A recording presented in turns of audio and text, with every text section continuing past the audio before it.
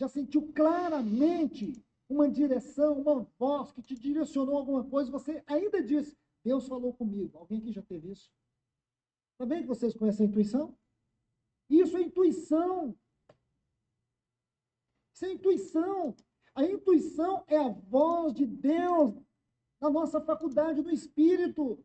Quantas vezes você ia tomar uma direção e de repente você teve um sonho à noite, o sonho foi claro e você não tomou? Muitos de vocês já experimentaram isso. Sabe o que é isso, irmãos? Deus falando na sua intuição. Sabe como chama a intuição no nosso espírito? A voz de Deus. Vocês têm. Vocês estão dizendo que não conhece, talvez você não conhece no sentido literário da palavra, mas vocês conhecem na experiência. Eu ouço muitos irmãos dizer assim, não, porque Deus falou comigo, e fala com naturalidade, como se Deus estivesse do outro lado da porta. Não, porque sabe tal e tal e tal, e Deus falou comigo. E eu te digo, falou mesmo. Falou mesmo, irmã. Quando você muitas vezes diz assim, por isso e por isso, porque Deus falou comigo, falou mesmo. Ele fala porque você é uma filha, você é filho. É lá na intuição que vai a voz de Deus. Então nunca mais diga que você não conhece a sua intuição. Ela está aí, ativa dentro de você. O que você precisa é discernir mais, entender mais o que significa ela. Eu te pergunto, quantas vezes você ia tomar uma decisão, ia fazer algo e você teve um discernimento para não fazer? Muitas vezes, ou não? Quantos aqui já passaram por isso? Todo mundo. Todo mundo. E por quê? Porque você é filho, você nasceu de novo. Veja bem, vou colocar uma base textual. Efésios 2 diz assim, a partir do versículo 1, e vos vivificou. Tem uma versão que diz assim, e vos deu vida. Deu vida em que sentido? Porque nós estávamos mortos. Mortos em que sentido? Mortos no nosso espírito. Então o homem adâmico, ele funcionava perfeitamente com as suas faculdades, espírito e alma. Adão, antes de cair, a sua intuição governava a sua vontade. A consciência governava a mente. A comunhão governava as emoções. Quando Adão caiu, foi essa parte que morreu dentro dele. A palavra morreu é muito forte. Significa que essa parte ficou inativa. Quando você é salvo, quando você nasce de novo, o que nasceu em você? Espírito. Significa que agora a sua intuição, a sua consciência e a sua vontade, elas estão agora liberadas. Elas estão agora vivas, renovadas. Agora cabe a nós fazer o quê? Alimentar a vida do espírito e não a vida da alma. Olhe 2 pontos importantes. Vou colocar 2 textos. Gálatas 5,16. Andai no espírito e jamais satisfareis o desejo da vossa carne, que é a alma. Outro texto. Não vos embriagueis com vinho, alma, mas enchei-vos do espírito. Aonde o Espírito Santo habita no nosso interior? Quando você diz assim, o Espírito Santo habita em mim, onde ele habita? No Espírito. Ele habita na sua intuição, na sua consciência, na sua comunhão. A intuição é a voz de Deus. É onde você percebe e discerne a voz de Deus. A consciência é a faculdade mais elevada do Espírito, porque ela te liga do natural ao espiritual.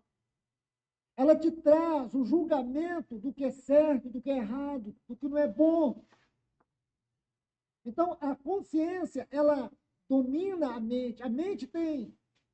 Aliás, a alma tem essas 3 faculdades, como o espírito tem 3. E a comunhão do espírito é onde nós entramos na oração, na adoração, elas funcionam juntas, essas 3 faculdades. Porém, quando você entra em comunhão, tanto você vai ouvir a voz de Deus, como você vai ter consciência de que é uma realidade espiritual. Isso domina suas emoções. Nós somos uma sociedade que estamos emocionalmente adoecendo rapidamente. Para você ter uma ideia, até o ano 2021, o mundo será constituído de 3 bilhões de pessoas doentes emocionalmente. Depressão, transtorno de ansiedade, todas essas coisas estão aumentando de uma forma assustadora. E por quê, irmãos? Porque as pessoas não conhecem isso. Se conhecesse o que é vida do Espírito, se nós alimentarmos a vida do Espírito, nós vamos ser curados na nossa vontade. Você não vai querer fazer as coisas do jeito que você quer, da maneira que você quer. Você vai ouvir a voz de Deus para te trazer direção.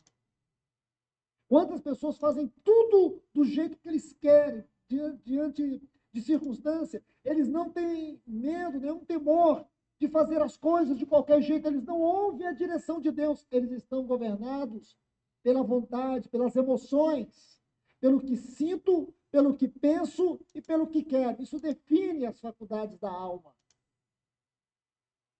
Então, por favor, meus irmãos, escute isso. É de extrema importância. Deixe-me colocar um texto, talvez aqui a gente termine. Gênesis capítulo 6. Vamos ler os versículos 1 a 3. Gênesis capítulo 6, versículos 1 a 3. Enquanto vocês vão abrindo, eu quero falar algo. Meus irmãos e irmãs, as maiores batalhas da nossa vida ocorrem na nossa mente. As maiores guerras, as mais devastadoras, destruidoras, que destroem nossas emoções, que destroem nossa visão, que destroem nossa sensibilidade, que destroem nosso discernimento, que destroem nossa comunhão com Deus. Tudo isso ocorre na nossa mente. Permita-me dizer outras coisas. Você sabe aonde estão as maiores prisões do mundo? Na nossa mente. Muitas pessoas estão em prisões, em cativeiros, limitadas, com problema de estima, amarradas pela síndrome da mediocridade. Pessoas que sofrem de extrema carência, que não conseguem viver a vida cristã num plano mais alto, vivem a espiritualidade na superficialidade, não conseguem fluir na oração, não conseguem fluir na palavra. E por quê? Por causa dessas prisões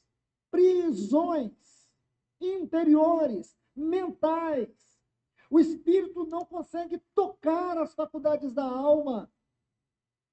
Se nós entendermos isso, eu digo para você, se nós entendermos isso, hoje mesmo, neste lugar, ocorrerá uma explosão de milagre na vida de muitas pessoas. Você vai perceber amanhã como as coisas vão mudar. Você vai deixar de ser uma pessoa ácida. Sabe aquela pessoa ácida? Fica na defensiva. Tudo ela vê de maneira negativa. Você vai contar uma história para ela, você tem que ir bem devagar. Porque dependendo, ela já chegou na conclusão e ela entende tudo errado. Só anda na contramão. Você fala, nosso dia tá bom hoje, mas vai chover. Vai chover. Só vê assim, irmãos. Só vê as coisas de maneira negativa, mente ácida. Nós somos pessoas cheias de feridas, irmãos. Cicatrizes. As piores cicatrizes são aquelas que ficam escondidas na nossa alma. Pessoas que toxicam o ambiente. Você chega na casa dela, o ambiente é pesado.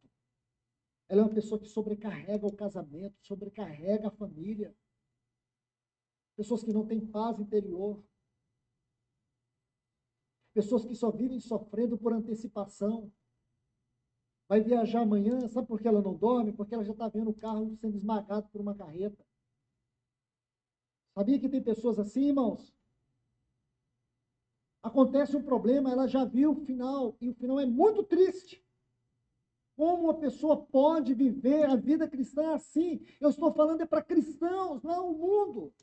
Muitas pessoas aqui têm essas prisões. Estas são algumas prisões que as pessoas têm. Por isso elas ficam tóxicas. Por isso elas ficam ácidas. Aí você e nós começamos a condenar essas pessoas. Nós não sabemos causa, tudo tem uma causa. Quantas mulheres aqui, tiveram dificuldade no relacionamento com seus pais, perderam seus pais, ou seus pais as abandonaram. Eu conheço uma irmã aqui, dentre outras. Ela me contou a história o dia que o pai dela foi embora da sua casa. Aí ela me contava assim, naquele dia, eu estava calçada com chinelinha assim, aí eu estava com a roupinha assim, aí eu fiquei na porta e ele foi embora. E eu fiquei olhando para ele. A roupa dele era assim, ele estava assim, e ele foi embora. Eu tinha 7 anos. Aí eu perguntei para ela, qual roupa que a sua mãe estava? Eu não me lembro. Em 50